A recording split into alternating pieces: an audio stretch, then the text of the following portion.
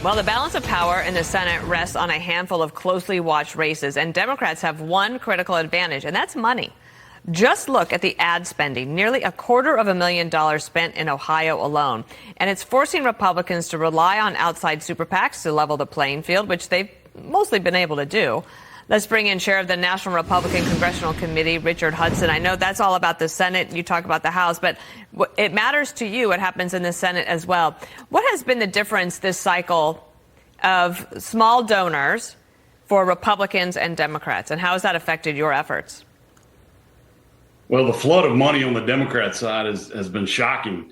You know, they've got some built-in advantages structurally. You know, they have labor unions pouring money into their campaigns. They have more billionaires, more large dollar donors, and then their online platform, Act Blue, has just been flooded with money, and it's raised a lot of questions because it's very hard to tell where that money's really coming from, and so we're asking questions about that. A friend of yours, former Speaker of the House, Kevin McCarthy, had some thoughts about Republicans and this cycle. Watch here.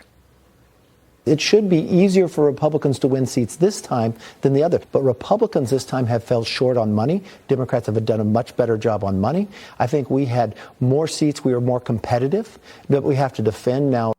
If I want to just show here, Republican spending in competitive House races in California, $26 million, and New York, $20 million. It's a lot of money. And how do you see things for the balance of power? Either way, it seems like it's going to be like plus 10 Republican or plus 10 Democrat when the votes are all tallied. It's going to be very close, Dana. You know, one thing about the money is Republicans have spent our money a lot better. You know, through the third quarter of this year, we got outraised the House campaign committee by about $70 million, but the difference in cash on hand was only about $1 million. So we I think have done a better job with our money. We've also run hybrid ads with our candidates, which we get at a much lower rate, sometimes 3 or 4 times cheaper. So I think here in the final stretch, we're at parity because we've done a better job of managing the money. Mm-hmm. And we've got maybe 20 races that are tied within the margin of error.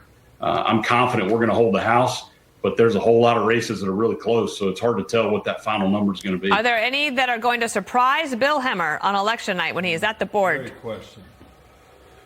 That's a great question. You know, Bill's pretty good. It's hard to surprise Bill, but I think we are going to pick up some seats, places like Maine, Oregon.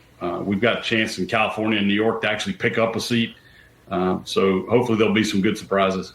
President Trump's been spending some considerable time in North Carolina. That's your home state. I know you pay a lot of attention to it. It had the horrible Hurricane Helene after effects. How do you think it looks for President Trump in North Carolina? Is he spending time there because it's not locked down? Well, President Trump's been here almost every day, it seems like, in the last month. North Carolina is going to go for Donald Trump for a third time. He's going to win the state, but it's going to be close. Again, like most states, got our cities seem to be Democrat and everything else seems to be Republican. There are a lot of folks in Western North Carolina who are really suffering and lost homes, have lost everything. But we've worked very hard to try to get them ballots, get them voting locations, and actually in early voting, Western North Carolina has broken records. I know, I saw that yesterday. Impressive. So what are you doing on your birthday? Yeah, so here at home in Southern Pines, I'm going to be heading up to meet the Speaker of the House to campaign for Lori Buckout up in North Carolina 1, and then we're going to head to Virginia for a couple rallies there for Jen Kiggins and Derek Anderson. All right. So sounds like a good way to spend your birthday. I hope you get cake all along the way. Congressman, thanks for joining us. Thank you so much. Take care.